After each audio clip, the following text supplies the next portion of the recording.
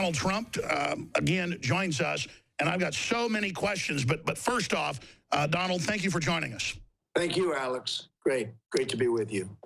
I've got so many questions, but you are vindicated. This has got to be the 50th time the last 6 months on the radical Muslims celebrating, not just in New Jersey, but New York, Palestine, all over. What do you have to say? They're still attacking you, though we've got Dan Rather on video, we've got New York Post, we've got Washington Post, we've got, I mean, what's going on here?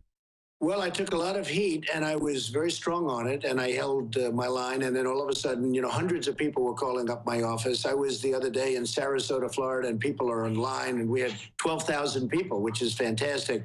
And the people were saying, many of the people from New Jersey, 4 or 5 people said, Mr. Trump, I saw it myself. I was there. They talked about Patterson, but they said, I saw it myself, Mr. Trump. I was there. So many people have called in, and on Twitter, @RealDonaldTrump, they're all tweeting. So I knew it happened, and I held my line, and people wanted me to apologize, and we can't do that. People like you and I can't do that so easily. Now, we can do it if we're wrong, Alex. You apologize. I'd apologize if I was wrong. But they were celebrating, and they were celebrating the fall of the World Trade Center. I think that's disgraceful.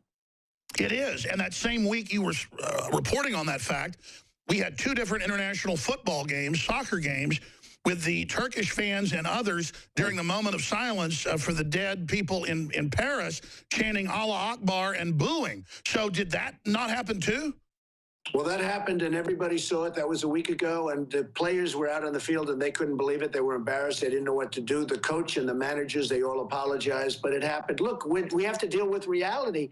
And, you know, it all started because I said we need surveillance. We need proper surveillance. We have people that truly are evil, and they're coming from someplace, and you know sort of where they're coming from, at least the vicinity.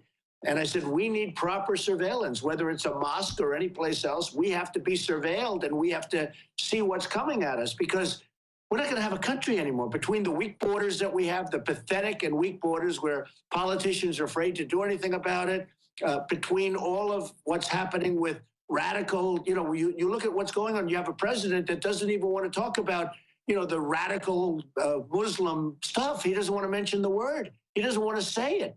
But you look at what's happening where we have a president that's over there celebrating global warming and trying to get everybody excited about global warming, like that's our #1 problem. He considers that to be our #1 problem.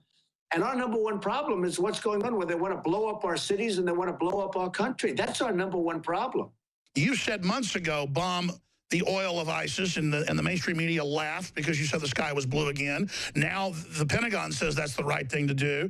And now you've come out saying, quote, it looks like that Turkey's on the side of ISIS, close quote. Well, that the next day, the Russians released satellite photos documenting that there are literally thousands of trucks coming up to the border at these huge terminals connected to Erdogan, the president's son, making billions of dollars total off of this. Again, you're in trouble for saying the sky is blue.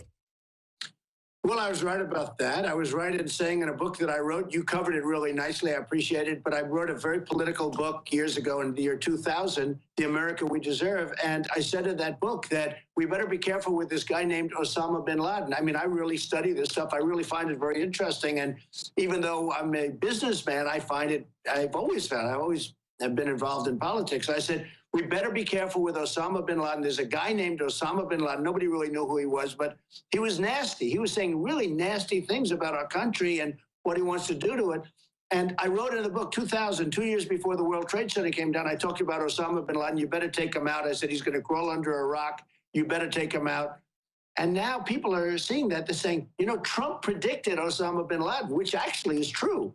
And then 2 years later, a year and a half later, he knocked down the World Trade Center. And I talked about terrorism and that was before terrorism as we know it today. I said, we better be careful. That's going to happen. It's going to be a big thing. And it certainly is a big thing. So with the oil, and I'm glad you brought it up, but as you know, for 3 years, I've been saying you better take out the oil, because if you don't take the oil, it's going to be a problem. So we shouldn't have been in Iraq. But once we got there, the way we came out was horrible. And I said, take the oil. Then we didn't take the oil, so ISIS got the oil, and as you know, Iran is getting the oil, because Iran is going to take over all of Iraq. The more I research what you've actually said and done, it's amazing. You were the only leading American figure who openly said do not go to war in Iraq. They had almost, what, 90% votes in Congress for it, bipartisan. You said don't do it. Iran will take over. I mean, look, you can say that today, and everybody can say that, but you said that in 2001, 2002, 2003, when it was very unpopular because you've done your research and had good advisors. How did you know that when almost no one else did? Well, first of all, I'm the most militaristic person there is. I'm going to build the military. If I win, I'm going to make our military so strong, so powerful that nobody's going to mess with us. We're going to take care of our vets and all of that. But I have to tell you, you have to know if you're going to go to war, you have to do it properly, and you have to know what to do. I viewed it as this. Iran and Iraq were the same in terms of strength. And they'd constantly fighting. That's all they do is they fight, right? They go to war all the time, and they'd move 10 feet left, 10 feet right, 10 feet left, then they'd rest. And then they started again 4 years later. This has been going on for forever. And this is the way it is. I said, if you take out Iran or if you take out Iraq, either one, you're going to destabilize the Middle East. Well, we took out Iraq.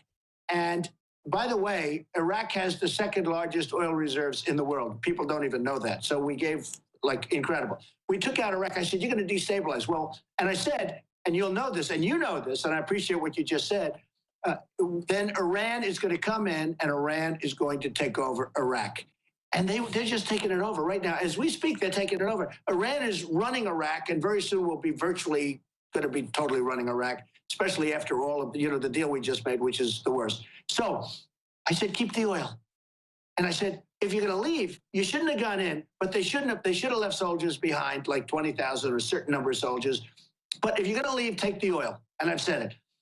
Then they left, they didn't take the oil. So ISIS got the oil, Iran is getting the oil, everybody's getting everything but us. So we lost thousands of soldiers. We spent $2 trillion in Iraq. We have wounded warriors who I love all over the place. And what do we get out of it, Alice? We get nothing. We have nothing. So, no, the French and the Germans are getting the oil, and the Iranians are getting the oil. And you know who the #1 customer for the oil is? Guess what? China. That's right. How smart is China? They outsmart us on every level militarily. They outsmart us on trade, like, we have a $450 billion trade deficit with China. Let me ask you this. You're a top business guy, on your own from nothing. How did China get 97% of rare earth minerals in the world? How is the United States or nobody else even trying to get rare earth minerals when it's what goes in the smartphones, the computers, trillions is made a year? How did we just give them the global market in that? That's crazy. Well, what a lot of people don't know, Afghanistan. Now, Afghanistan's a place we can go in because, you have Pakistan and you have nuclear weapons and a lot of things going on there. But we go into Afghanistan, we're fighting, tremendous mountains and ridges. We're fighting on one side. And you know who's got their excavators on the other side? China, taking out all the minerals. Afghanistan, nobody knew this. Afghanistan is rich with minerals, not oil, but minerals. Lithium, everything. And China is taking out all the minerals. And here we are fighting. We have trillions. We have like $1 trillion in Afghanistan, and we get nothing out of it. And we're going to end up leaving and keeping a couple of thousand soldiers there and this and that. We get nothing. China is taking out the minerals. They're the buyers, the big buyers at very, very low prices of, as you know, of the oil in Iraq and probably in Syria. But China is a big buyer of the oil. But one thing with the oil, it's sort of, because you've covered it, for 3 years, I've been saying hit the oil because ISIS is getting strong, and they're no JV, as the president said, and they're certainly not contained. But I said hit the oil and hit them hard. And they laughed at me. And they would put generals on television saying, no, that strategy wouldn't work. Well, after Paris, they started hitting the oil. And it does work. The problem is we've given them a 2-year edge. They have billions of dollars. The Russians started hitting the oil for 1 month, and ISIS is already rolling over. Can you speak to, as president, what your relationship would be with foreign leaders and what you know about Vladimir Putin? Because all I know is, why are we starting a fight with Russia when they're not doing anything to us? Right. Well, #1, and just to finish on the oil, by the way, I say hit the oil, but we should keep the oil. In other words, we'll get ExxonMobil, they'll go in, we'll get other of our oil companies, we'll get some of the great oil companies, we bid it out. We should keep the oil. In the old days, to the victor belong the spoils, right? We don't have that. We go in, we fight a war, and we leave. We get nothing, except we get debt and we get deficit. That's all we get. I think I get along great with people. I mean, I will probably get along well with him, and if I don't, somebody else will, and who knows? He's a difficult cookie. He's tough and he's smart. I was on the show 60 Minutes with him recently. Not together. I mean, they did him and they profiled me at the same show, which was we were stablemates, right? but I think I'd get along very well with him. I think it'd do fine. Look, here's the thing.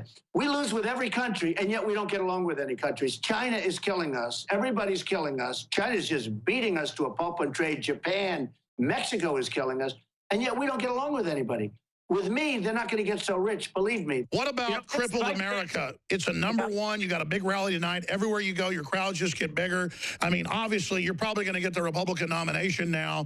Wow, and you're ready for the dirty tricks. 1 minute left, Donald Trump. What do you have to say about your book and what's coming up? Well, first of all, before the book, because you mentioned one thing, I had never heard that, but I am in this to win it. I am not in this to say, oh, gee, I've done a really good job. A reporter called up, a very powerful reporter, said, how does it feel? How does it feel? I said, it only feels, because they said what we've done has never been done before politically. You know, I've been in the poll for 5 months. Since it came out, I'm #1. I said, it's only good if we win. If I don't win, I've wasted a lot of time. That's the way I view it. He said, no, you haven't. I said, believe me, if I don't win. Because we can't do anything to make our country great if I don't win. I'll be watching television someplace. It'll be forget it. So I wrote a book called Crippled America. It's doing fantastic business. I don't know if you can see that thing right up there. We can. But it's doing great business. I hope your audience goes out and buys it as Christmas gifts and everything else. And I just want to finish by saying your reputation's amazing. I will not let you down. You will be very, very impressed, I hope. And I think we'll be speaking a lot, but you'll be looking at me in a year or 2 years. Let's give me a little bit of a time to run things. But a year into office, you'll be saying, wow, I remember that interview. He said he was going to do it, and he did a great job.